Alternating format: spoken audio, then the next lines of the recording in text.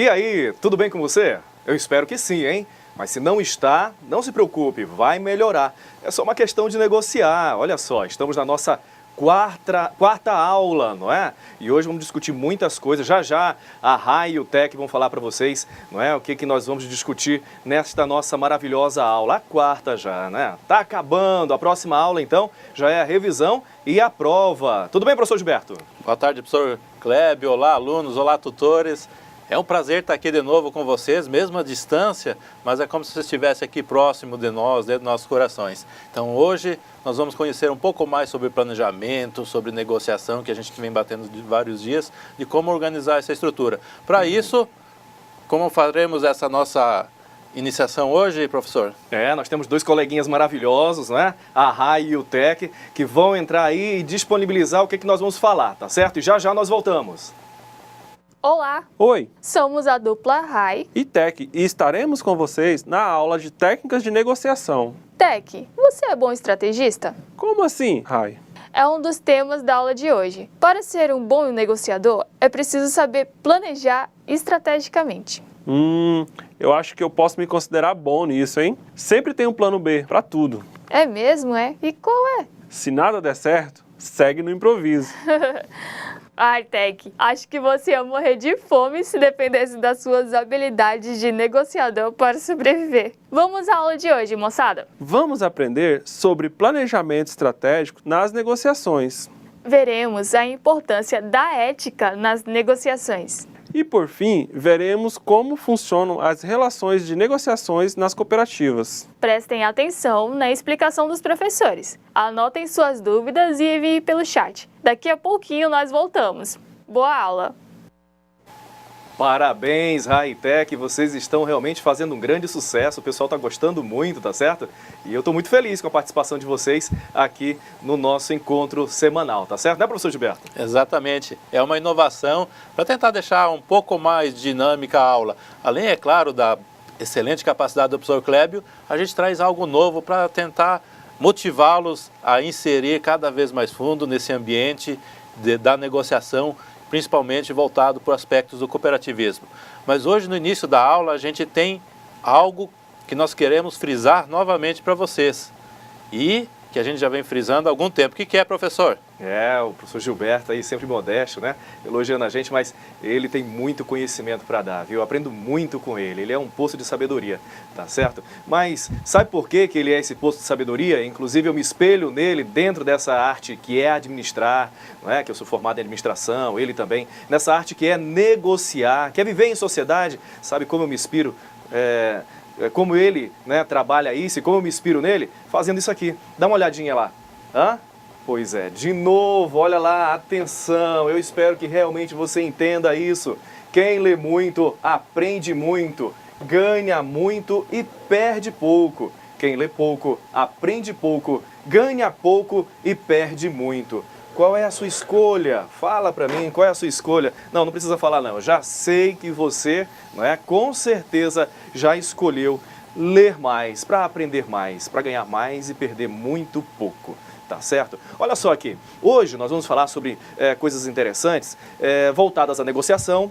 No início vamos falar o que é planejamento, dentro das organizações, mas eu quero deixar claro que esse planejamento não é só para as organizações, mesmo porque as organizações são feitas de quê? Claro, de espaço físico, material, equipamentos, produtos, mas principalmente de pessoas. São as pessoas que negociam lá dentro o trabalho, são as pessoas que participam, são as pessoas que fazem a empresa crescer ou até mesmo falir. Então, a aula de hoje, nessa parte de planejamento estratégico, também é para você. Não importa aí a tua profissão, se você está fazendo alguma coisa ou não, o fato de você estar participando deste curso, por exemplo, você já é um profissional que estuda, você é um estudante, então precisa ter planejamento estratégico, tá certo? Então não importa a sua profissão ou se não tem profissão, faça um planejamento, porque aí sim você consegue os seus objetivos, você vai ter um futuro muito melhor, tá bom? Vamos lá ver o que é planejamento, então? Olha aí, acompanha comigo. Planejamento estratégico é um esforço de uma empresa, lembra? Empresa, mas pode ser o quê? Pode ser, olha lá, pessoas, Vai sair meio errado aqui, mas podem ser pessoas, seja de qual ramo for, tá certo? Para adaptar-se às condições ambientais, não é?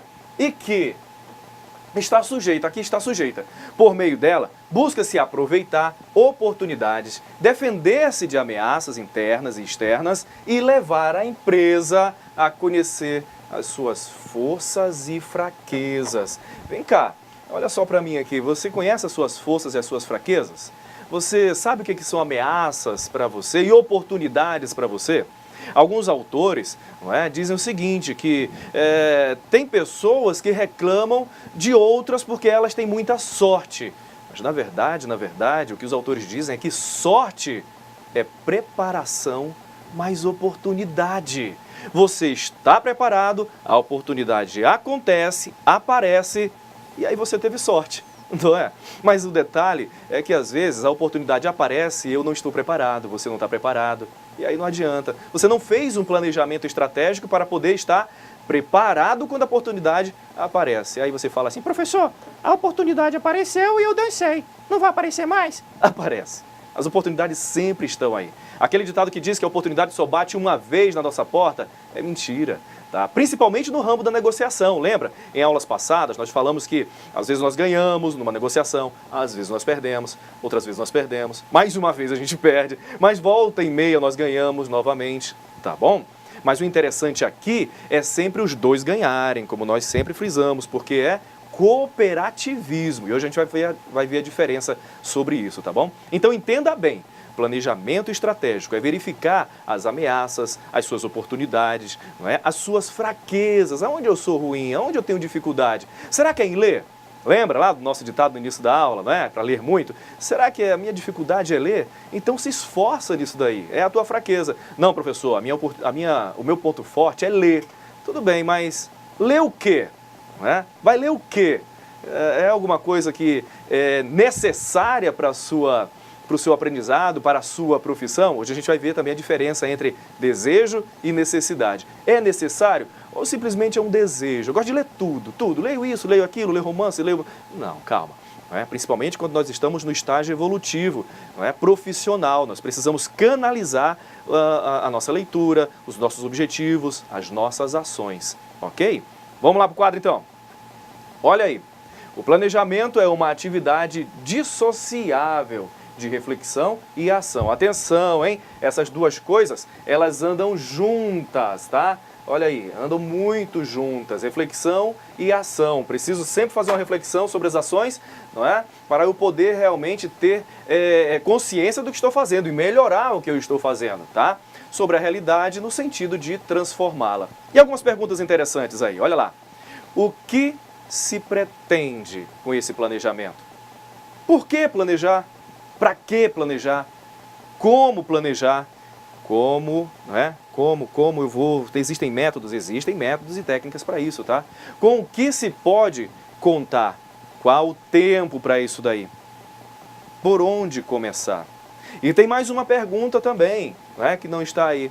Qual o custo disso para a minha vida, não é? E eu não estou falando só de custo financeiro, não, porque quando nós fazemos um planejamento, seja para negociação, para um trabalho, para estudar, o custo disso, muitas vezes, é eu ter que abdicar da presença dos meus filhos, por exemplo. De viver com mais proximidade com a minha esposa, com a namorada, com os meus pais. Por quê? Porque esse tempo eu vou estar estudando e isso é um custo. Não é? Mas claro, nós temos o custo também monetário, porque eu preciso comprar livros, eu preciso, não é, investir em algum tipo de informação que me traga conhecimento para eu poder crescer. Tá bom? Voltando lá então. 10 passos imprescindíveis para formar um planejamento estratégico de alta eficiência. Olha que interessante, né? De alta eficiência em sua empresa. Primeiro, olha lá. O que eu preciso? Determinar a meta. É muito importante, vem cá, é muito importante você precisar colocar uma meta. Tudo bem que às vezes a gente acaba meio sem saber que meta colocar, então foca no teu negócio. Aqui não são técnicas de negociações dentro do cooperativismo, então foca no negócio que você atua. Por exemplo, eu planto milho, eu estou plantando milho e vou vender milho. E chego lá para negociar. Olha que interessante, a minha meta era vender 10 sacas de milho. Tá? Minha meta era essa. Então eu tenho como meta isso, eu vou verificar o custo, o preço, até onde eu posso baixar o preço, para quem eu vou vender ou negociar essas minhas sacas de milho. Aí chega lá, o que acontece? As pessoas que... Você vendeu tudo e as pessoas queriam muito mais sacas de milho. Olha aí, na próxima você já pode aumentar a sua meta, porque as pessoas estavam desejando mais o seu produto. Poderiam até ter outras sacas de milho de outros vendedores lá, de outros negociadores, mas você trabalha com qualidade, você trabalha com controle do meio ambiente, né? Você planta de forma sustentável, o seu milho é orgânico, por exemplo, né? Você é uma pessoa que traz carisma, confiança e responsabilidade. Pronto, as outras pessoas então não interessam, ficam em segundo plano, porque o objetivo é negociar com você, em cima de tudo que nós falamos nas aulas passadas. Lembra? Pois é. Então, você pode aumentar em 30%, 40% a sua meta. Não, eu posso até duplicar a minha meta, mas você sabe qual é a sua meta. Aí você pode duplicar. Mas, professor, eu fui lá vender, professor. Eu vendi, fui lá para vender 10 sacas, professor. Eu não consegui vender 5, professor. O que eu faço? Já é terceiro ano que eu vou lá vender 5. Bem, aí você começa a trabalhar a sua meta, não é? Se está vendendo 5 e está conseguindo se manter um pouquinho, pronto, não precisa produzir 10. Senão tu vai acabar tendo problema até na hora de negociar. A pessoa vai ver que tu tem 10, não é? E de repente vai forçar o preço, né? Baixar o preço. Ele diz, não, 5. E começa a trabalhar outras metas de produção. No caso aqui, estamos falando de produtos agrícolas, não é? Do agronegócio, tá bom? Então, a meta é importante para isso. Por isso que eu estou guardando um pouco, né? Tendo um pouco mais de tempo para falar sobre essa coisinha chamada meta, tá bom? Fez a meta? Tá com a meta em dia, então? Sabe o que você quer, não é? Agora vamos então para analise a organização, não é? Eu preciso então verificar o potencial da minha empresa para poder produzir aquilo que eu coloquei como meta. Será que tem realmente? Será que eu tenho condições de fazer isso? Lembra do milho? Será que eu tenho espaço suficiente para essas 10 sacas de milho? Ou será que eu preciso arrendar mais alguma coisa? É importante então eu analisar a minha organização. A organização é a forma, é a ferramenta, são as técnicas, é aquilo que eu tenho para poder chegar à meta. Próximo, determine missão, visão, valores, né? A própria, da própria corporação. Mas lembra que eu falei no início que isso serve para empresa, para organização, para o cooperativismo e para você também. Para você também. Não é, professor Gilberto? As pessoas não precisam ter aí essa questão de missão, visão, valores. Não é? Você pode dar uma contribuição aí com relação a isso? Bom, pessoal, esses tópicos que o professor tem ressaltado, eles são alguns aspectos essenciais na hora de se montar o planejamento estratégico. Todo e qualquer planejamento estratégico, a base inicial dele são desses tópicos: missão, visão, valores. Então, são elementos essenciais. Vamos lá, o que é a missão? Missão é para que eu existo, né? Qual que é a finalidade da minha cooperativa, da minha empresa ou minha? Aonde eu quero chegar, né? Visão, o que eu quero ser no futuro, né? Eu quero ver a nossa cooperativa como sendo referência na área de produção agrícola e pecuária no estado de Rondônia, né? Na área de tecnologia, na área de inovação, enfim, uma visão. O que você quer ser, o que você almeja, é um sonho, né? Que a empresa tem, o que você tem. E os valores. Quais que são os valores que você considera essencial para a sua empresa ou para você pessoalmente? Os valores morais, os valores éticos, enfim, todos aqueles valores que você considera essencial ou para ti enquanto pessoa para se desenvolver ou para a empresa, né? Quais que são os valores que nós vamos nos embasar para chegar nessa missão ou nessa visão? Então são aspectos que a gente também tem que analisar em relação à negociação. Nós vamos partir para negociar algum produto, ou fazer uma negociação com um fornecedor, ou com um grupo de associados para ingressarem na cooperativa. Então, qual que é a minha perspectiva com isso? E quais são os valores que eu vou me utilizar para conseguir atingir esse objetivo? Então, são aspectos fundamentais quando a gente trata de planejamento, principalmente já dentro da da corporação ou dentro da cooperativa. E não só isso, gente, a gente vai ver mais alguns tópicos aqui, como, por exemplo, aqui a gente tem, identifique o público, né? Quem são as pessoas que estão ao seu redor? Né? Quem são as pessoas que estão envolvidas? Então, você conhecendo as pessoas envolvidas, tanto na negociação como na empresa, fica mais fácil de você identificar as ferramentas ou as possibilidades de você interagir com elas. Identifique os objetivos da ação. Quando você vai para a negociação, qual que é o seu objetivo? Você já tem que ter claramente em mente, né? Quais que são os objetivos, a que nível que você quer alcançar, que preço que você pode chegar, que quantidade que você pode vender, ou enfim, qualquer tipo de negociação, você tem que partir com um objetivo e, como no início o Rai e Tech falaram, um plano B, né? Se porventura você percebe que aquela negociação que você planejou não está dando certo, que a outra parte não está sendo vantajosa para ela, tenha um plano B, para que seja vantajoso para ambas as partes, né? Dê importância à propaganda. Gente, há muito tempo que eu ouço dizer que a propaganda é a alma do negócio. E já tem outros que dizem que a propaganda é a arma do negócio. Muda, né? Né, professor Kleber? Muda um pouco, mas a propaganda é fundamental. Aí o pessoal faz às vezes uma reflexão, por que que nós consumimos tanto ovo de galinha e não de pata? Né? Porque a galinha, quando ela põe o ovo, ela faz um marketing danado, ela faz uma propaganda, ela cacareja para todo lado. Todo mundo sabe que ela colocou o ovo. A pata não faz, né? Então, é uma brincadeira, mas é uma estratégia de marketing. Quando você quer ser conhecido, você tem que fazer igual a galinha, contar para todo mundo que colocou o ovo. Então, propaganda tem que se fazer, tanto na negociação quanto na empresa. Defina objetivos, estratégias e metas. Aqui, já ressaltando de novo, objetivos, as metas e as estratégias que você vai utilizar na negociação. Planeje a ação. Não vá para uma negociação sem ter um plano. Não vá negociar, não vá realizar alguma atividade sem previamente pensar naquilo que vai fazer. Isso é algo inerente ao ser humano, a gente faz isso todo dia, você planeja. Quando você levanta, você já não pensa, qual que é a primeira coisa que eu vou fazer? Vou ao banheiro, vou tomar um banho, vou escovar o dente, vou pentear o cabelo. Isso você já é algo rotineiro, mas que você planejou isso com o tempo. E depois você já sabe, hoje eu tenho aula, depois eu tenho aquilo, então você já tem um planejamento. E isso a gente tem que instituir nas empresas também e também no momento da negociação. Faça monitoração. Saiu da negociação, analise aquilo que aconteceu. Veja o que foi bom, o que foi ruim. E, assim, faça esse feedback com você mesmo e para que numa próxima situação você consiga se sair melhor, né? Então, isso é muito importante para você perceber aonde você errou e aonde você acertou para melhorar numa próxima possibilidade de negociação. E avalie os resultados, né? Então, ou seja, monitore, acompanhe e avalie.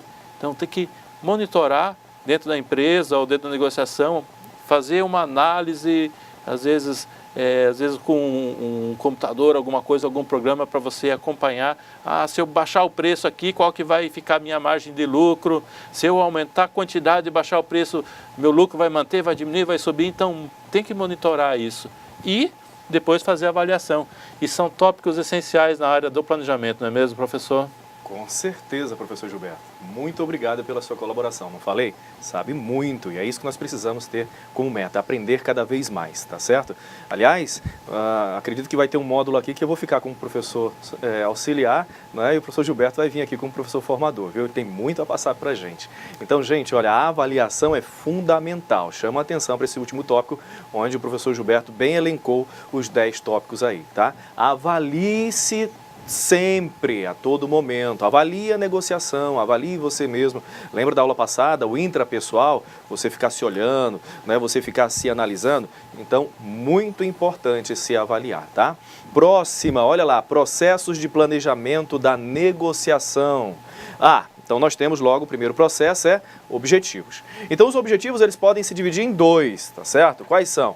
Os ideais, não é? objetivos ideais e também, claro, os objetivos realistas. Lembra da saca de milho que eu falei? Então, olha só, a saca de milho lá que eu fui vender, o ideal era eu vender, então, 10 sacas de milho. Então, isso é o ideal. Mas chegou lá, o que aconteceu? Eu vendi 7 sacas de milho. O que aconteceu? Aconteceu, então, o meu objetivo se tornou realista. A realidade foi outra. Mas, às vezes, lembre-se, não é? Por isso que é interessante ter a meta. Por isso que é importante ter a meta. Porque se eu atinjo a meta, o meu objetivo foi ideal.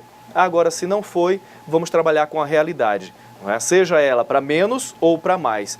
Vendeu 10 sacas e os teus clientes queriam mais sacas. Olha, então o ideal era você ter atingido, não é? Produzido mais, ter negociado mais, ter produzido mais e assim vai, ok? Olha, o próximo slide é bem interessante, nós vamos ter um tempinho aqui com ele, apesar de nós não termos muito tempo, mas é importante tanto para a organização, como, claro, para quem? Para você, meu amigo, minha amiga. Desejos e necessidade. Precisamos realmente distinguir essas duas palavrinhas maravilhosas, tá bom? É bom ter uma visão bem clara do que são verdadeiramente os objetivos para distingui-los de desejos e necessidades, ok? Eu não posso entrar numa negociação indo só com desejo. O meu desejo é ganhar, o meu desejo é realmente conseguir, né, o lucro. Não, vamos trabalhar dentro da necessidade, tá? Estamos falando de cooperativismo, ok? Mas trazendo para a nossa vida, então, esse exemplo. Bem, se eu tenho metas, se eu tenho objetivos, eu tenho, então, certas regras a cumprir. Não é? E de repente eu preciso trabalhar essas regras, cumprir essas regras através da necessidade e não do desejo. Por exemplo, eu de repente estou querendo fazer um curso em uma faculdade, por exemplo. Fazer um curso em uma faculdade e ela é particular. E eu vou lá, junto dinheiro, consigo e estou fazendo meu curso numa faculdade particular. É necessário que eu regre o meu dinheiro, tá certo? Só que lá dentro, o que acontece? Lá dentro tem uma turminha que só quer brincar, não existe essas pessoas, não é? Só quer brincar, só quer ir para as baladas, não é? Para as festas. E eu, de uma certa forma, acabo me envolvendo com isso. E aí? Eu acabo por causa do desejo, não é? Porque não é uma necessidade eu ir para a festa, não é uma necessidade eu ir para a balada, a necessidade é eu ficar e estudar. Só que acontece, eu vou para a festa, eu não fico e estudo, então eu me deixo levar pelo desejo. E chego lá na festa, eu ainda gasto o dinheiro da minha mensalidade que eu tinha que pagar. Pronto, daqui a pouco eu não consigo aprender direito por ter levado, né, as minhas ações para o lado do desejo e não da necessidade, e de repente nem consigo pagar a faculdade, pronto, não consigo mais ir para o curso. Tudo por quê? Porque fugi às minhas metas, às minhas obrigações, às necessidades. Quando nós pautamos a vida mais pelas necessidades, no futuro, nós vamos conseguir realizar melhor os nossos desejos. Pensa nisso, tá certo? Olha lá. O próximo cenário, então, o próximo item é os cenários. Então, a preparação para um processo de negociação deve levar em conta os cenários que envolvem a negociação. Os cenários servirão para fazer simulações e, assim, antecipar os possíveis resultados. Olha só, a gente aprende muito isso em meditação. Estava até falando com um colega agora sobre isso. Eu medito. E quando a gente medita também, nós podemos fazer cenários múltiplos. O nosso cérebro não sabe o que é verdade, o que é mentira. Dá uma estudada em cima disso daí, tá bom? Então, quando eu faço esses cenários, quando está acontecendo a negociação, como nós vamos ver mais para frente, algumas coisas que o teu cérebro, que você já antecipou, porque mentalizou, porque fez uma projeção de que isso poderia acontecer, pronto, você vai ter mais domínio da ação. O teu coeficiente emocional vai ficar mais equilibrado. Professor, eu não entendi o que o senhor falou. O senhor falou que o nosso cérebro não sabe o que é verdade, o que é mentira. Ele pode ser meio que manipulado. Você quer provar isso daí? Vamos fazer uma coisa então rapidinha? Então vamos lá, eu peço que você feche o olho rapidinho, né? Fecha o olho aí e tal. E só ouve o que eu vou falar. Tudo bem? Vamos ver se acontece ou não. Então, olha lá. Você está na cozinha da sua casa. Isso, na cozinha da sua casa. Beleza.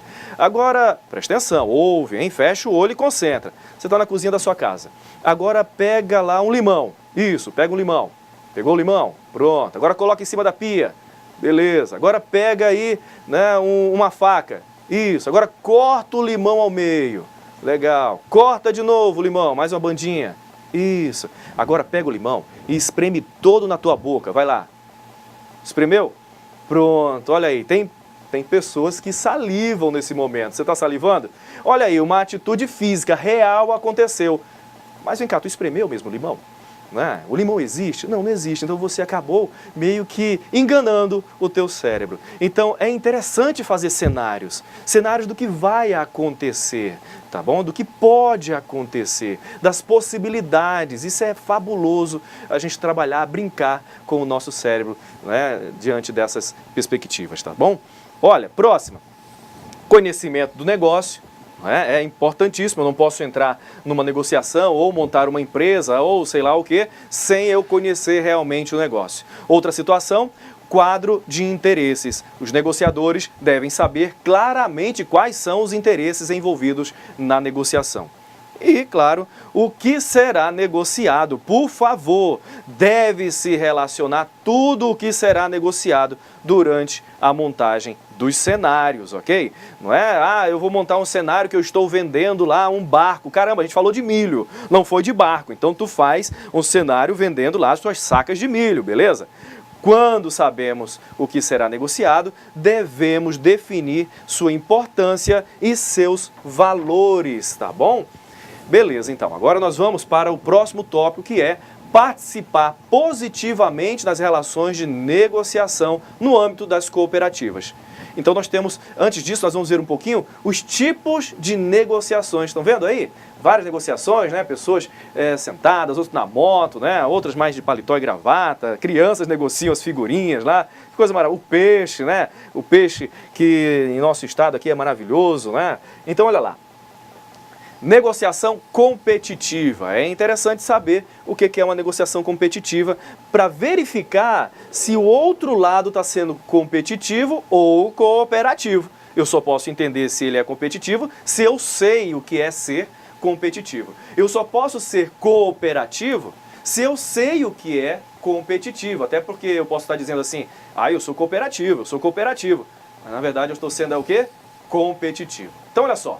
Mello explica que negociar de forma competitiva não significa necessariamente o quê?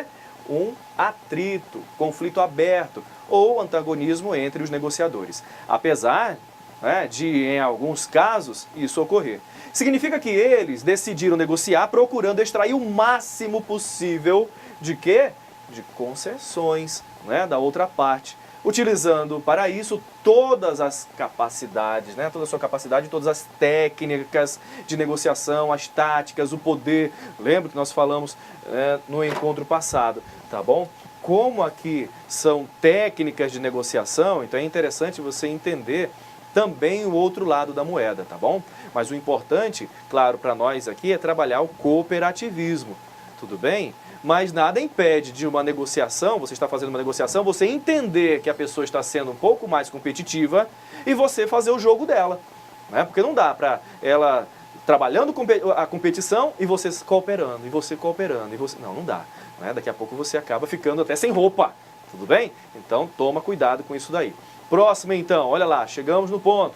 Negociação cooperativa ou colaborativa, que coisa maravilhosa, olha aí. Defende que as partes estão, olha que coisa maravilhosa isso aqui, ó. Defende que as partes estão trabalhando para o mesmo objetivo. O mesmo objetivo. É difícil imaginar negociações totalmente competitivas ou totalmente cooperativas, segundo esse autor aqui, o Martinelli. No mundo atual, embora a competição prevaleça, as negociações são um pouco de cada. Um pouco o quê? Um pouco competitivas e um pouco cooperativas, De vez em quando, mas a tendência, claro, o nosso negócio aqui é ser cada vez mais o quê? Cooperativas, mesmo que tenha uma pitadinha de competição, ok? Olha aí, os amigos aí navegando aí, remando aí, que coisa maravilhosa. Eles são competidores, mas antes de competir entre si, eles precisam se unir para quê? Para vencer a corredeira. Tá certo? Para vencer essa corredeira, senão vão morrer afogados.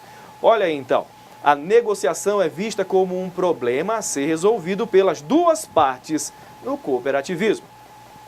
e não como forma de extrair vantagens uma da outra. Mas ao contrário do que parece, não é um mar de rosas, tá? Lembre-se, o mundo não é cor-de-rosa, sempre existem situações difíceis, ok? Em que os negociadores são amigos, né? E não existe tensão, e tudo ocorre em ambiente ameno, agradável, livre de problema. Que bom se fosse assim, né? Mas não é assim, tá bom? Eles existem, né? Existem as diferenças de opiniões e necessidades de cada parte. E isso é real. O processo deve ser bem administrado para que não se torne uma competição, tá bom? Olha aí, então, ao contrário da forma tradicional, a negociação cooperativa não envolve barganha de proposta e extração de concessões.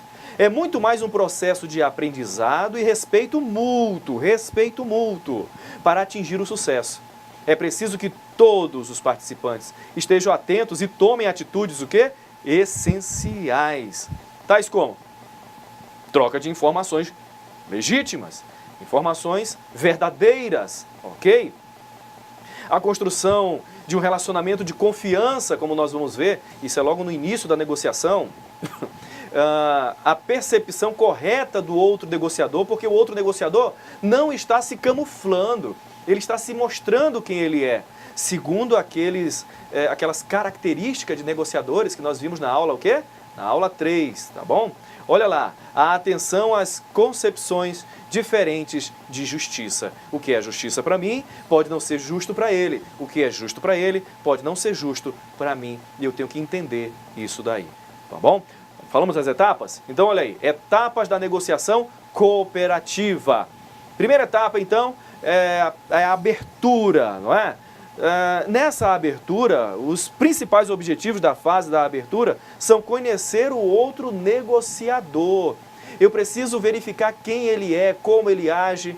Eu preciso, nesse momento também, trazer ele para a confiança e buscar a confiança dele. Ok? É nessa primeira fase. Isso está bem claro lá no nosso material de apoio.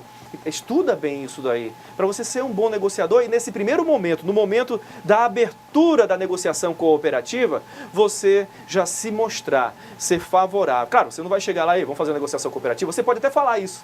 Pode até falar isso, ó, vamos fazer uma negociação cooperativa, tá bom?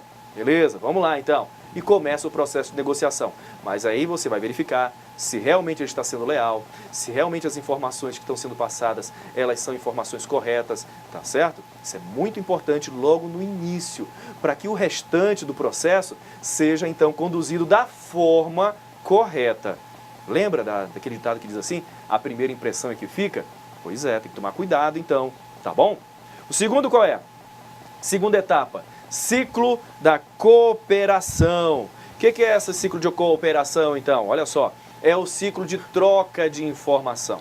É a hora que está acontecendo a negociação. Não é? É o ceder, é o cobrar um pouco mais, mas principalmente nessa troca de negociação é perguntar. Eu preciso sanar todas as minhas dúvidas. Eu brinco muito em sala de aula quando eu falo assim, entenderam? Eu passo a matéria, né? E digo assim, entenderam? Aí os alunos ficam calados. Ó, se entenderam, então, não é? Eu posso passar uma prova aí bem pancada. Porque se vocês entenderam tudo, então eu posso até, né, de repente, fazer uma coisa mais forte. Aí começam as perguntas. Não, professor, não entendi melhor aquilo ali. Professor, pergunte, é fundamental perguntar. Nesse processo também da segunda etapa, é importante saber ouvir. Lembra da nossa aula passada? Já estudamos isso daí. Então coloque em prática nesse momento da cooperação, do cooperativismo, na negociação. Aprenda a ouvir, saiba ouvir isso daí. Tá bom? E ouvir é o quê? É você escutar, é você entender e você o quê? Agir, beleza? Tá bom? E olha aí, com esse crescimento então da confiança, entende-se que a negociação vai seguir de forma correta e vai fechar o ciclo. A terceira fase então, terceira etapa é o fechamento da negociação cooperativa. Agora olha só, todo o processo está andando legal, não é? Você iniciou, abriu a negociação, é realmente uma negociação cooperativa. Durante a negociação houve uma negociação cooperativa, mas aí teve o fechamento. E o fechamento às vezes não é tão cooperativo assim, não é? Por isso é interessante no fechamento colocar no papel tudo que foi determinado, tintim por tintim, nos seus mínimos detalhes, né? Para que não fique nenhuma... Opa, pintou dúvida? Então, pergunta novamente, volta para... Não é vergonha. Está fechando o processo de negociação. Se é cooperativa, então peraí. Não entendi. Volta lá. Vamos voltar à negociação? Vamos. Beleza. Não é? Então eu preciso entender corretamente para poder fechar. Sabe por quê? Porque às vezes eu posso de repente me dar mal no fechamento, o produto não foi entregue corretamente e nós não fechamos aí um possível acordo quando o produto não é entregue corretamente. E foi uma negociação cooperativa, não é? Lá no nosso material de apoio, lá na apostila, tem até uma historinha sobre esse fechamento. Não é? Sobre o rapaz que foi negociar uma pintura com um pintor que foi indicado por um amigo. Então entende-se que esse pintor, ele é honesto, ele é muito bom, ele tem um preço já, mas só que ele está sem fazer serviços nesse momento. E aí você percebendo que ele não tem serviço, você vai lá e tenta sugar um pouco mais, ou seja, baixar o preço. Pronto. Aí começou uma negociação que competitiva. Mas aí ele, tudo bem, ele coopera com você e ele cede, não é? E faz pela metade do preço. Agora eu pergunto, será que esse serviço vai ser realmente bem feito? Porque ele não vai estar tão satisfeito assim, não é? Ele fechou porque ele tinha uma necessidade de estar empregado naquele momento. Por isso ele fechou bem abaixo, na metade do preço. A pessoa que indicou ele disse que ele é super zeloso, que ele limpa a casa, que ele não deixa nada sujo. Será que ele vai continuar sendo assim? Depois desse processo de negociação que você fez com ele, será que ele vai ter esse zelo todo? E de repente, se você precisar, durante todo o processo de pintura, de construção lá do que você quer na sua casa, pintar outro problema, e tiver que negociar com ele, será que ele vai ceder? Ou será que ele vai colocar um preço bem maior? Não é? Então, tudo é uma questão de análise, de verificação, tá bom? Olha, nessas 3 etapas é importante o controle emocional, ok? E o senso de justiça. O bom senso tem que agir aqui. Durante as 3 fases do ciclo de cooperação, é fundamental estar atento ao seu próprio controle emocional, ao estado emocional do outro negociador também, né? E perceber corretamente se o senso de justiça do outro está sendo atingido. Além disso, você deve estar atento para que, se seu senso de justiça for atacado, isso não lhe provoque um estado emocional desfavorável que possa pôr tudo a perder. Se ele estiver sendo injusto com você, então, opa, peraí, meu irmão, olha só, vamos retomar então essa negociação, porque eu não estou achando muito justo. Fale com todas as letras. A palavra negociação é para isso, é para que todas as arestas, tudo seja resolvido no momento da negociação. Passou, já era. Lembra o exemplo que eu dei do pintor lá? Ele errou, não é? Ele deve até ser profissional na hora de estar pintando, porque na hora da negociação ele cedeu, mas nós sabemos que o ser humano, às vezes, ele tem esse lado meio ruinzinho, né? Ele cede, mas na hora de fazer acaba comprometendo o serviço, né? Olha lá, ética nas negociações. Que coisa boa é você trabalhar com ética, é você ser ético.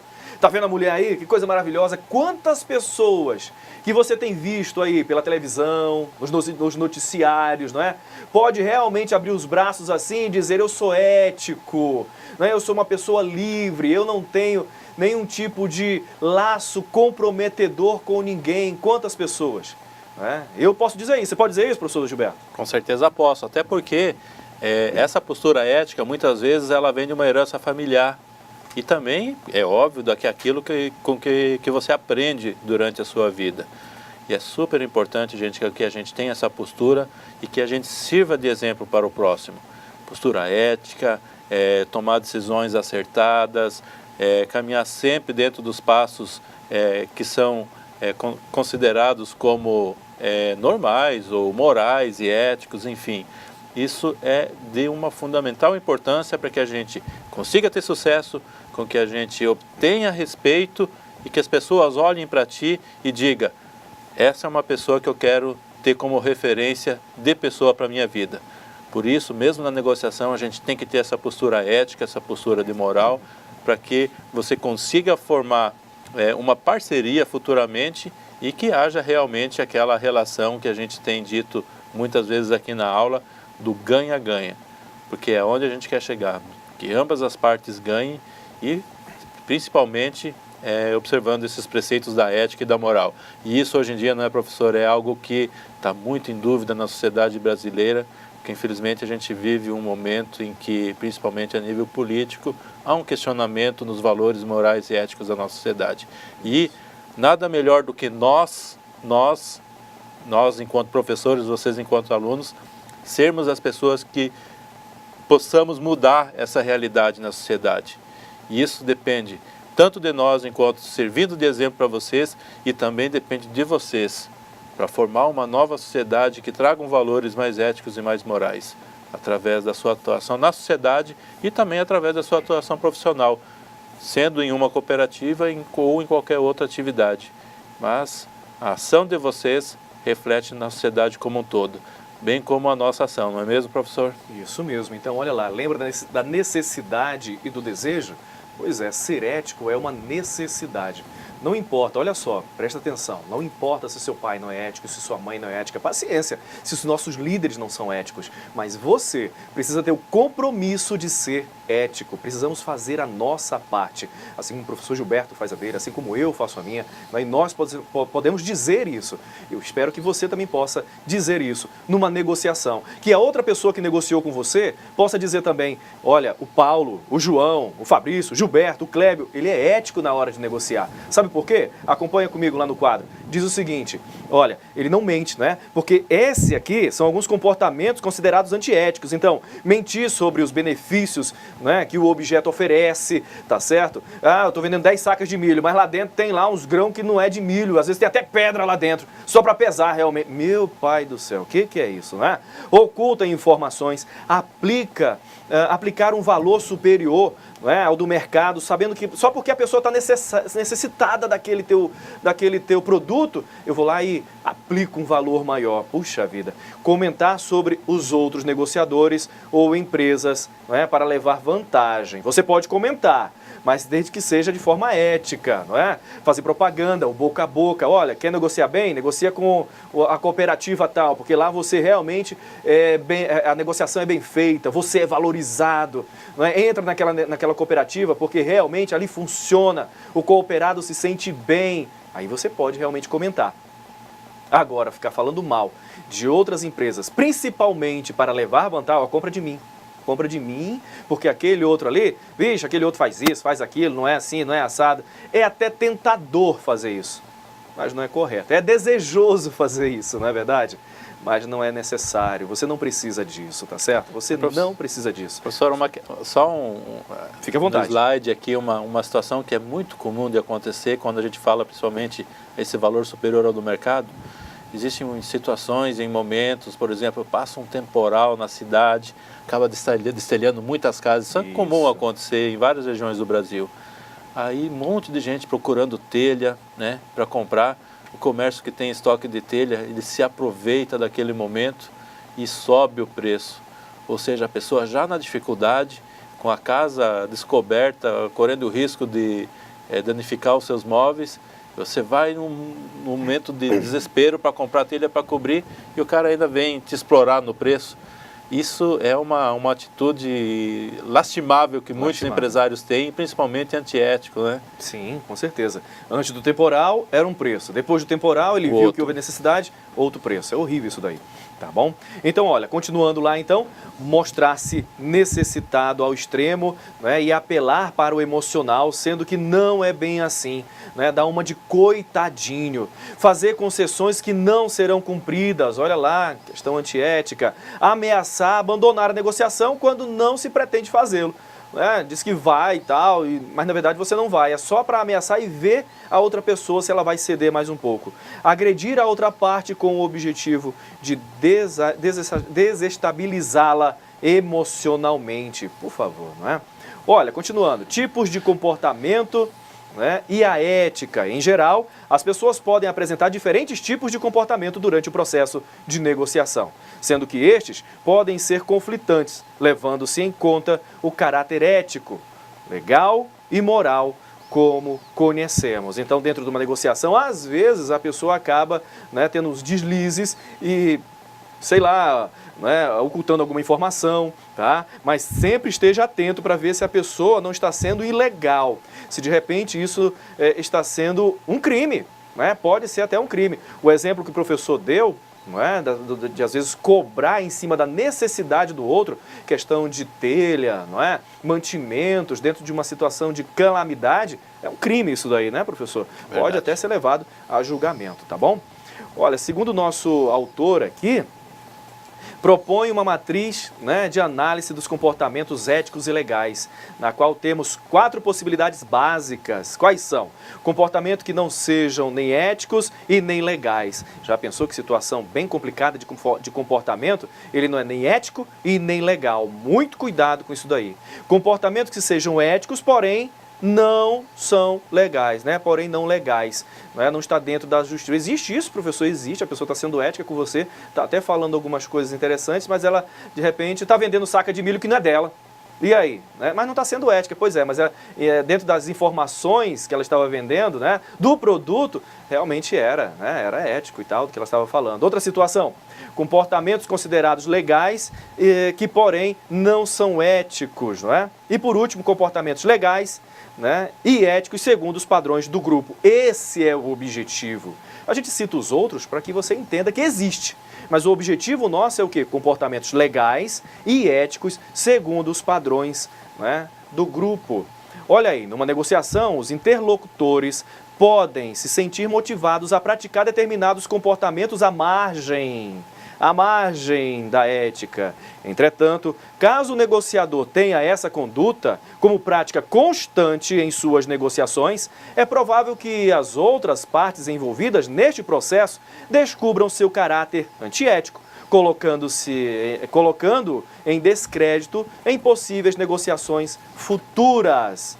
Por fim, percebemos que as negociações são necessárias em vários momentos da vida e podem aparecer, né, apresentar aspectos positivos e negativos, como bem vimos. Quando bem direcionadas, podem propiciar ganhos para as duas partes, melhorando as relações entre os negociadores e gerando maior confiança em cada uma das partes envolvidas. Percebe-se, entretanto, que durante o processo de negociação, os conflitos podem se acentuar, como nós vimos na aula 3.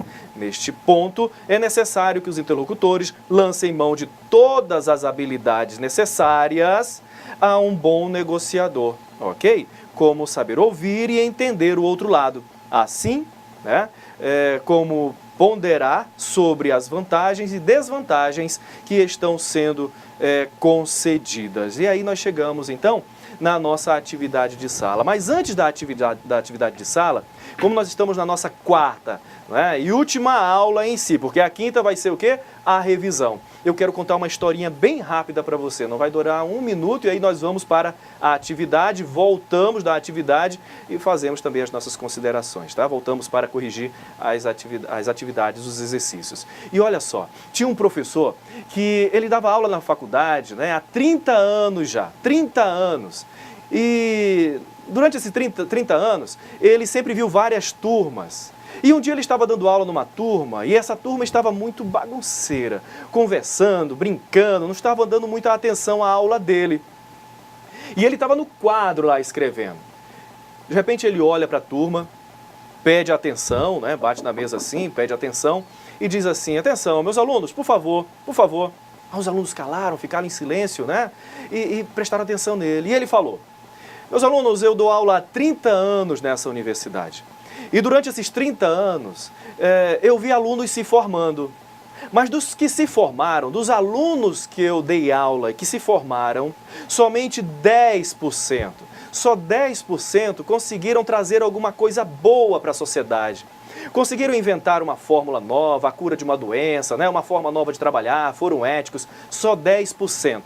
Os outros 90%, infelizmente, não deram muito resultado, não foram muito bem. Tá bom? Então vamos fazer um negócio agora, ele falou para a turma. Sai os 90% e ficam só os 10% para eu poder dar aula, tudo bem? E aí, né, se voltou para o quadro e continuou dando aula. Eu pergunto para você, alguém saiu da sala? Não, ninguém saiu da sala. todo mundo quis fazer parte dos 10%. Então eu chamo você agora, nós temos exercício para fazer, nós temos atividade, semana que vem nós temos a prova. Não desiste, o curso continua, faça parte dos 10%, beleza? Já já nós voltamos. Até mais.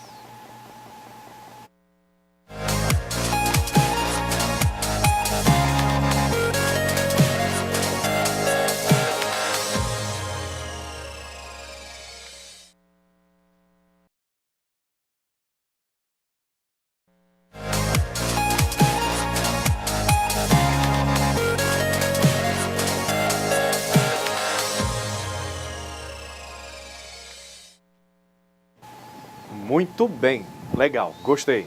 Fez o exercício? São 14 questõezinhas, não é? Subjetivas, objetivas, não é? De fácil entendimento. Tá? Espero que você tenha conseguido fazer todas. Se não conseguiu, não tem problema, vamos analisar uma por uma agora, beleza? Vamos lá então? Primeira questão.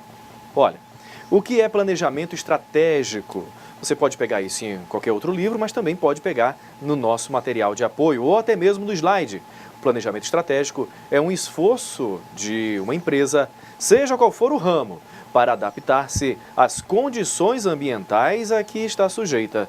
Por meio dele, busca-se aproveitar oportunidades, defender-se de ameaças internas e externas e ainda levar a empresa a conhecer suas forças e fraquezas. Isso nós falamos logo no início da nossa aula hoje, não é?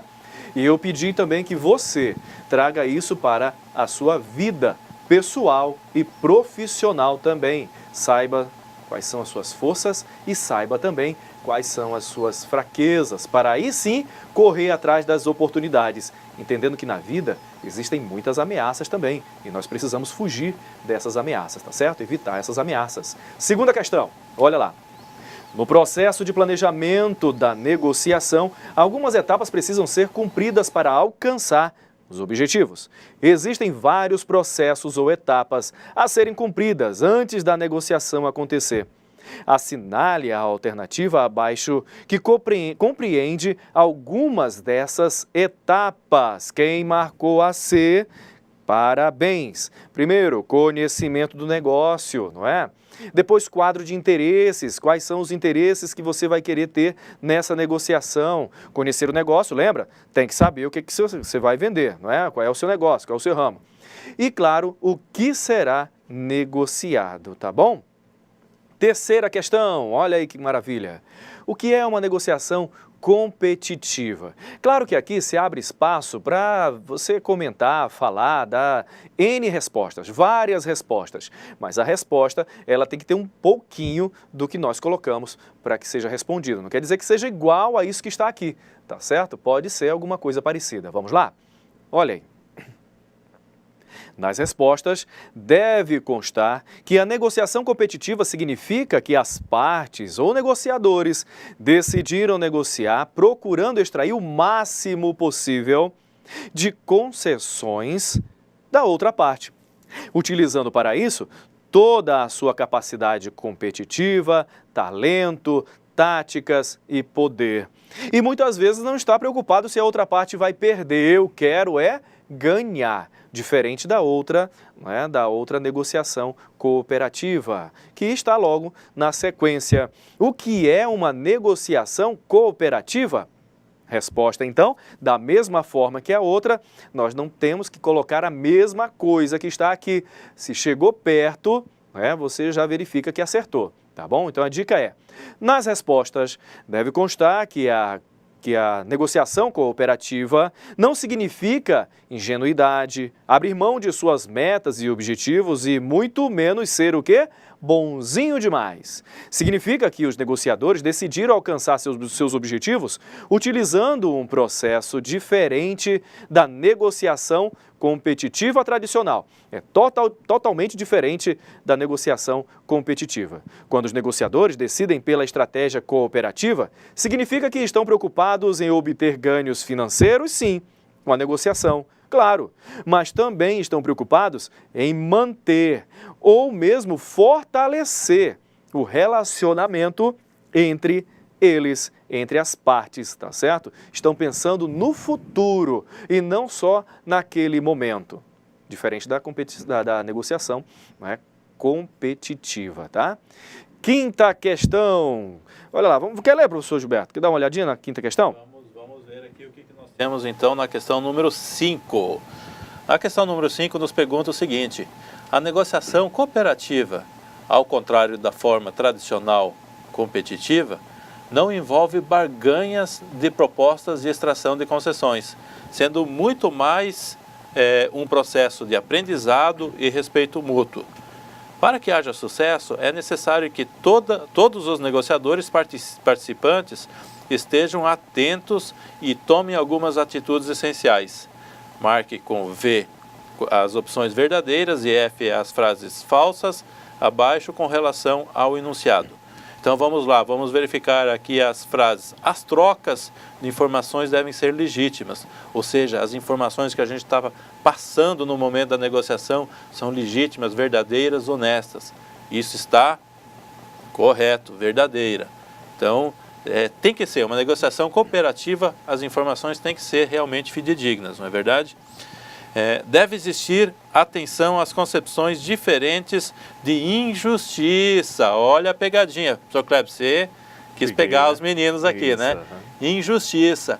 É óbvio que se a gente estivesse falando de justiça, seria verdadeira. Mas como fala de injustiça, o enunciado está falso, que não representa um quesito de cooperativismo, e sim uma atitude antiética ou uma atitude amoral, né? Então, é falsa. A terceira frase: deve existir uma relação de confiança, totalmente verdadeira. Numa negociação cooperativa, as duas partes devem confiar uma na outra, para que realmente você aceite ou acredite que aquilo que está na outra parte da negociação esteja dizendo a verdade. Então tem que haver essa relação de confiança. Deve existir uma percepção incorreta do outro negociador. De novo, professor, incorreta, olha lá, incorreta. Então, a percepção deve ser correta, ou seja, você conhecer o negociador. E aqui, como diz incorreta, ela é falsa. E por último, deve existir atenção às concepções diferentes de justiça. Ah, agora sim. Essa está ao contrário lá da segunda opção, que dizia injustiça, e aqui nós temos justiça. Então é verdadeira. Nós temos que trabalhar nas negociações com aspectos justos, né, equitativos, e que sejam dentro dos princípios morais e éticos. Vamos para a sexta, professor Clébio? Vamos sim. Sexta questão: o que significa ética? Gente, a palavra ética, ela tem a origem dela é bastante antiga, bastante clássica, mas a gente pode resumir em um conjunto de valores que definem o que é certo ou errado em busca do bem-estar social. Gente, a ética, a gente pode buscar, refletir, por exemplo, vocês já viram, se a gente for buscar na história antiga, o Código de Hammurabi. Ele foi um dos primeiros códigos de conduta ética escritos no mundo. Nele constavam várias ações que você podia ou não podia fazer. Então é um dos princípios éticos que surgiu em função das características da sociedade, ou seja, o que o entorno daquela sociedade entendia como certo ou como errado. E essa evolução do certo e errado da sociedade, a partir disso que foi se criando até as leis, porque as leis atualmente deveriam conter os princípios éticos, as normas que regeram a sociedade, né? Então vocês veem, ali no slide a gente vê que é para identificar o que é certo ou errado. E a ética é você fazer o que, professor? O certo ou errado? Agora fiquei confuso. Ficou confuso? Foi. Quem é ético tem uma postura de ações corretas ou certas ou ações erradas? Certas, com certeza, professor. Tá vendo? Professor, gostei do Código de Hammurabi aí, viu? O Código de Hammurabi. Pô, fui fundo, né? Foi fundo. Fui fundo, muito antigo. Isso mostra como nós precisamos aprender sempre, cada vez mais. Sempre tem algo para a gente aprender, né, professor? E relatando um pouquinho, já não tão antigamente, eu acho que a maioria de vocês vai conhecer algo chamado os 10 Mandamentos. Olha aí. Lembra dos 10 Mandamentos lá da igreja e tal? Os 10 Mandamentos também são praticamente um código de postura ética e moral, que diz o que pode e o que não pode fazer. Então, essas proposições antigas foram para tentar buscar algumas posturas éticas que a gente deveria seguir, né? Porque antigamente, às vezes, havia muita guerra, os povos brigavam um contra os outros e tinha que ter algo escrito nessa concepção. Aí começa a surgir Código de Hammurabi. Aí os 10 Mandamentos, que é muito mais conhecido pela maioria, são exemplos, né, de códigos que regulamentam a postura ética da sociedade. E a questão 7, assinalar também verdadeiro ou falso para uns comportamentos considerados antiéticos durante a negociação. Quais são esses comportamentos, professor?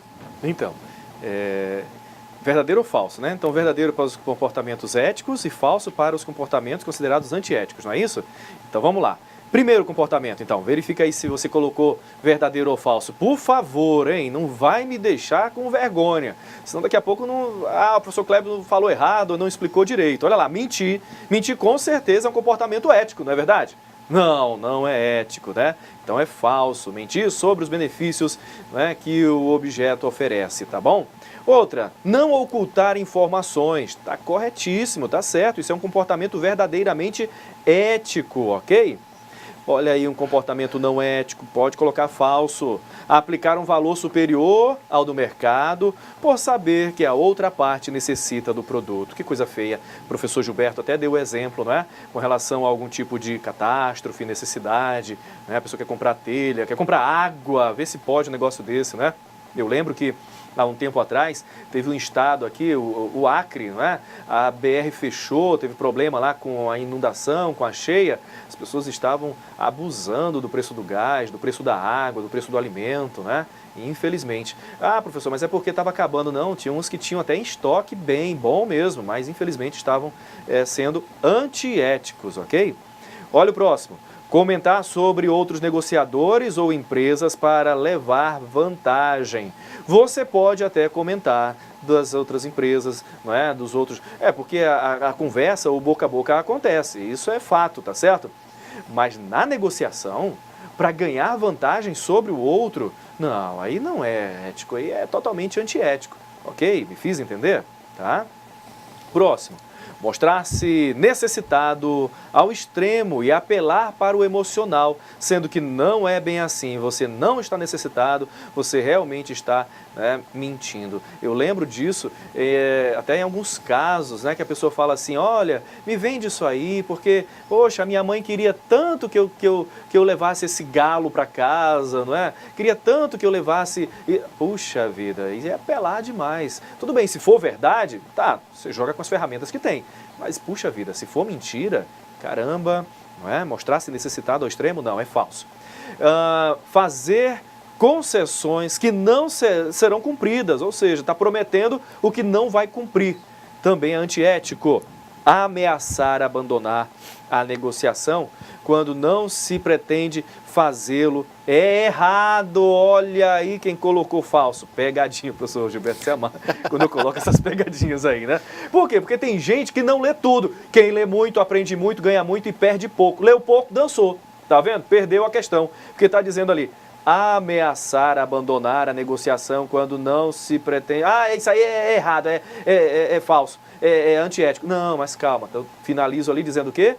É errado. Então tá verdadeiro, tá certo?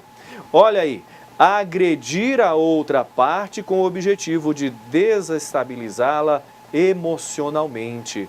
Tá? Isso é totalmente antiético. Tem pessoas que até sobem o tom da voz, engrossam a voz, fazem careta, tufam o peito para tentar inibir a outra pessoa. Vamos lá, questão 8. Você está negociando um novo contrato da cooperativa com outra empresa. Fechar esse contrato será muito importante para dar maior visibilidade à sua empresa, à cooperativa, né, no mercado. E, consequentemente, ampliar seu mercado de atuação.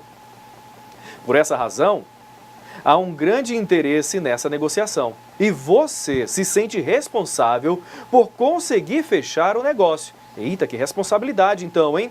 Diante dessa situação, uma boa prática, uma boa estratégia no processo de negociação é... Primeira lá, olha só que interessante, utilizar aspectos emocionais, né, de caráter particular para sensibilizar a outra parte. Pelo amor de Deus, fecha esse negócio com a minha cooperativa, porque senão eu vou perder o emprego. Caramba, por favor, você é melhor do que isso, não é? Você tem condições, você tem competência, você tem credibilidade, você tem, não é, um status. Não precisamos dessa situação. Olha, por favor, eu vou perder o meu emprego, a empresa vai falir, a cooperativa não está... Por favor, né? Não vamos chegar a esse nível, tá certo? Vamos ser mais profissionais. Outro lá, diz o seguinte, que é a verdadeira, né? Construir uma relação de confiança mútua entre as partes. Jogue limpo, fale a verdade. Coloque também a situação da outra empresa crescer também, porque você conseguindo notoriedade, a outra empresa também vai crescer, vai conseguir também essa notoriedade. Por quê? Porque vocês são parceiros, vocês estão andando juntos. Então, um dos primeiros pontos aí é construir essa relação de confiança, é dizer, vamos ser parceiro? Vamos fazer essa negociação aqui para que a gente possa ganhar o mercado? Pronto, né? Fechou. As outras questões estão erradas, ok? Utilizar critérios subjetivos, não é? Buscar maior interação com as pessoas às quais os membros da equipe se assemelham e tentar comprar informações privilegiadas. Que absurdo isso, hein? Existem pessoas até que vão lá querer comprar informação. Ei, tu trabalha com aquela empresa lá? Tu trabalha com aquela outra cooperativa? Então me diz aí quais são os pontos fracos. Me diz o que eles estão precisando. Eu te pago. Olha, eu ganhando essa negociação, eu te dou alguns benefícios aí, tá? Eu te dou uma parcela no lucro. Puxa vida, é constrangedor até eu tá tendo que falar isso, porque isso realmente existe. E nós precisamos fugir desse tipo de situação, tá bom? E a letra E diz o seguinte: relevar os aspectos referentes ao código de ética e aos princípios de conduta da empresa para desqualificar seu produto. E com isso, além de fechar o negócio, conseguir um bom desconto. Ficar desqualificando as coisas dos outros para poder ganhar? Não, aí é complicado. Olha, nona questão. Considerando que os processos de negociação e tomada de decisão são objeto de preocupação frequente e de melhoria contínua para as organizações, julgue o próximo item. Um bom negociador deve controlar emoções e sentimentos, ser flexível na negociação e imbuir-se da intenção de construir com as partes uma relação mútua de confiança. Certo ou errado? Certíssimo! Parabéns quem colocou certo. 10ª questão. Um cliente, diante da insistência exagerada de um vendedor, acaba por comprar um produto do qual não necessitava, não era necessário ele comprar aquilo ali. Ele acabou indo pelo desejo, tá bom? Bem, o oferecimento da opção de troca e de garantias converte a conduta antiética em uma negociação ética. Justifique, olha, preste atenção. Ele agiu de forma antiética para fazer com que a pessoa comprasse. Mas aí, para meio que amenizar a culpa dele, ele disse assim, olha, se você não gostar, você pode vir aqui e trocar. Isso está correto? Não, isso não está correto. Qual é a justificativa? É simples, não é? Você usou de uma ferramenta antiética, fechou o negócio e depois de fechado o negócio, aí você quis tentar ser ético, mas na verdade você não foi ético, né? Você simplesmente quis livrar um pouco a sua consciência. Aí nós não podemos fazer isso, tá bom? Muito cuidado. Olha, questão 11ª. Por que os negociadores adotam condutas antiéticas? Resposta, olha lá. Por, às vezes, manter uma mentalidade focada só em resultado, só em querer ganhar. Não se preocupa com a consequência de seus atos futuros, né, do que esses atos aqui vai propiciar para ele no futuro. Eles querem a todo custo finalizar a sua negociação, interessados no retorno financeiro imediato. Não podemos ser assim. Tem um ditado muito lindo que diz o seguinte: o que eu faço fala mais alto do que o que eu falo. Então vou repetir, hein? O que eu faço, as minhas atitudes, o meu comportamento fala mais alto do que o que eu falo. Então, por favor, eu preciso realmente falar e fazer o que eu estou falando, tá certo? Então, muito cuidado com esse comportamento antiético só para fechar o negócio. Tá? Então as pessoas agem assim pensando no imediatismo, no que vão ganhar agora e não pensam no futuro. 12ª questão. A adoção de táticas antiéticas pode levar ao sucesso duradouro. Olha, e acabei de comentar isso na 11ª questão. Então vamos lá. Uma sequência da outra aí e tal, tem a ver, olha lá, interessante.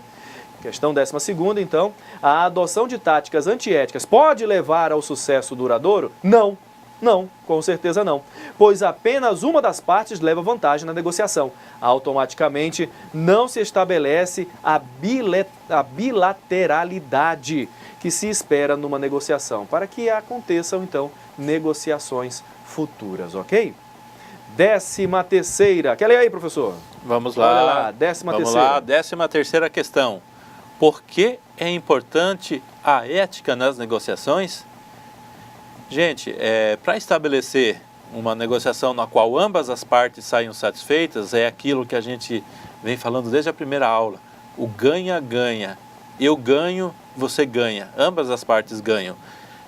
Então, para que isso aconteça e mantenha o relacionamento duradouro, gerando benefícios mútuos. Então, para você obter o ganha-ganha e que para você consiga fazer uma parceria para continuar negociando futuramente e que vocês passem todo esse tempo ambos ganhando, é necessário que você tenha uma postura ética na negociação. Então, a ética reflete isso. Negociações duradouras com resultado positivo para ambas as partes por um longo período de tempo. Vamos para a 14ª e última questão, gente. Vamos lá, finalizando aqui então a 14ª. Qual a importância de empresas e pessoas éticas para a sociedade em que estão inseridas? Por que devemos ser éticos? Por que a empresa deve ser ética? Por que você, negociador, negociando em nome da empresa, deve ser ético? Então vamos lá.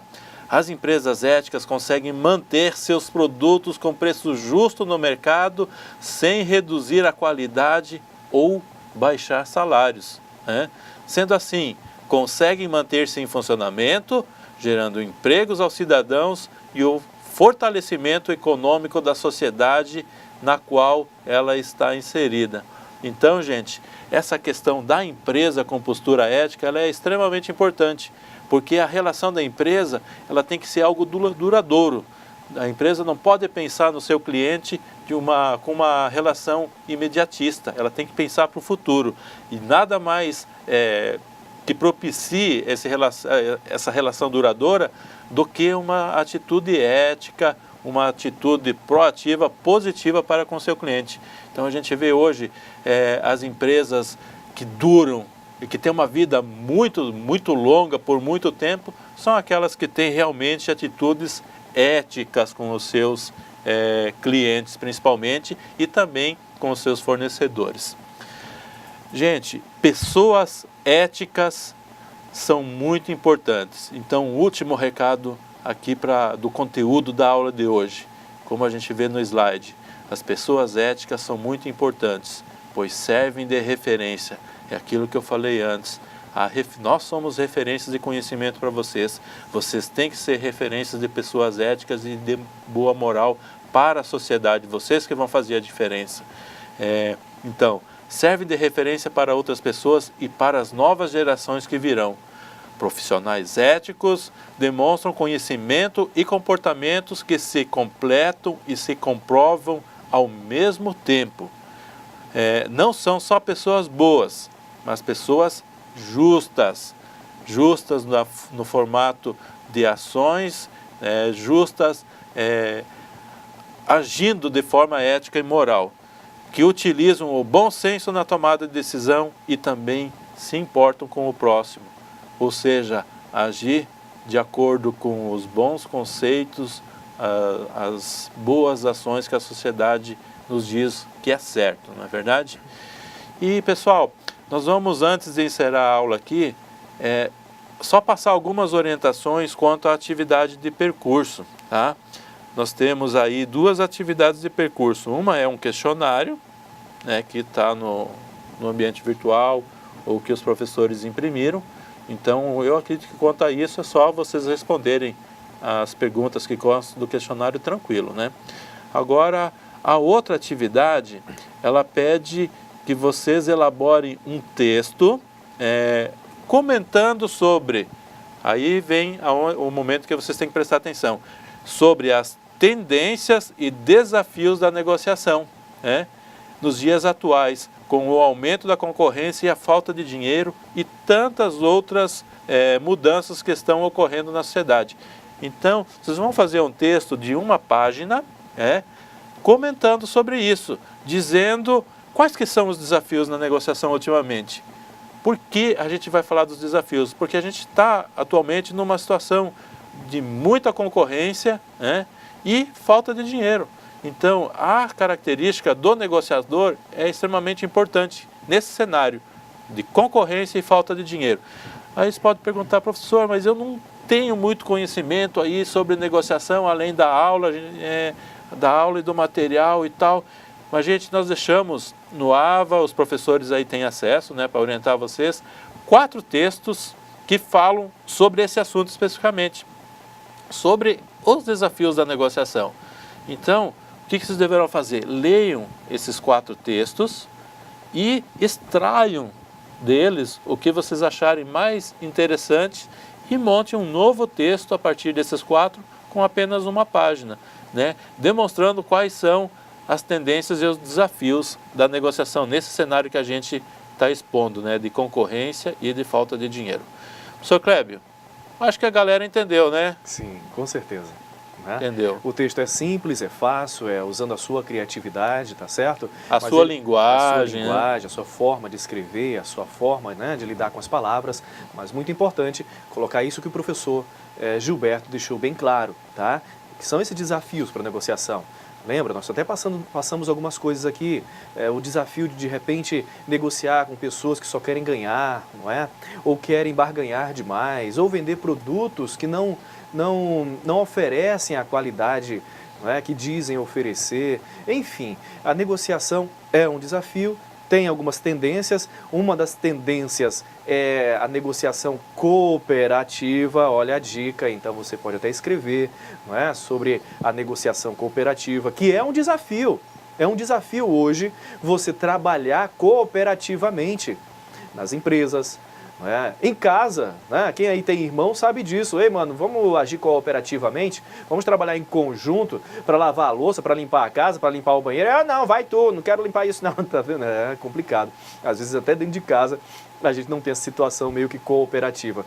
Mas insistindo, falando com jeito, Não, mano, vamos lá, isso vai agradar o nosso pai, a nossa mãe, isso vai deixar a casa mais harmoniosa, mais bonita. As pessoas que visitarem a gente, vai ver uma casa melhor, mais bem arrumada. Então vamos lá, me ajuda, vamos trabalhar de forma cooperativa.